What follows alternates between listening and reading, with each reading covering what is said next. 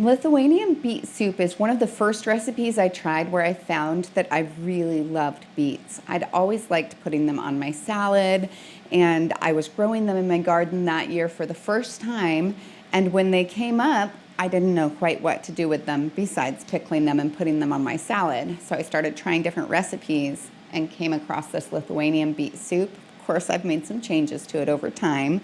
To start this recipe, I'll need 2 ounces of dried mushrooms, and I'll add those to a bowl. It's kind of a lot just because they're so lightweight.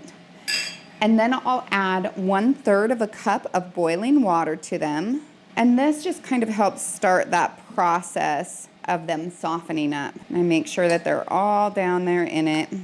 And I'll let those sit for about 5 minutes while I'm getting everything else ready. I've already peeled 6 beets. The next step was to dice my beets into 1/2-inch cubes. I used large beets today, but you could use anywhere from a medium to a large one. I just like a lot of beets in my soup, so that's kind of up to you. I also reserved 2 cups of the cooking liquid, and that will go in the soup as well. Now I'll take 1 tablespoon of butter, and I'll melt it on the stove. Now I'll add my 6 diced beets, my 2 ounces of dehydrated mushrooms with all its liquid, my 1/2 cup of freeze-dried onions. If I was going to do dehydrated, I'd do 1/4 of a cup. 1 teaspoon of sugar. You wouldn't think that such a little amount would make a difference, but it does. 1 teaspoon of lemon juice, my 2 cups of beet cooking liquid, and 4 cups of chicken broth. I then just salt and pepper it until it tastes the way that I like. Everybody's gonna be a little bit different. And then I'll bring this up to a simmer and keep it there for 5 minutes. So the soup is all done and it looks beautiful because of the size beets that I used. I don't have as much broth as I normally would, but I'm okay with that. But if you want more broth, you can use smaller beets. Look at that. I mean, you've got your beets and then the onions turn this really pretty pink color.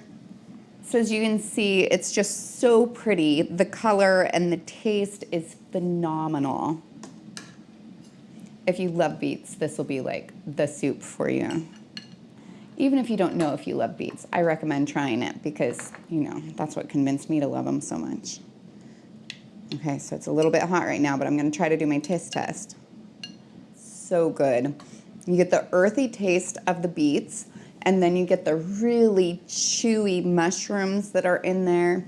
And it's just like perfect. I mean, those mushrooms absorb liquid, but at the same time, it's different than if you were to put a fresh mushroom in there. So I really like it that way.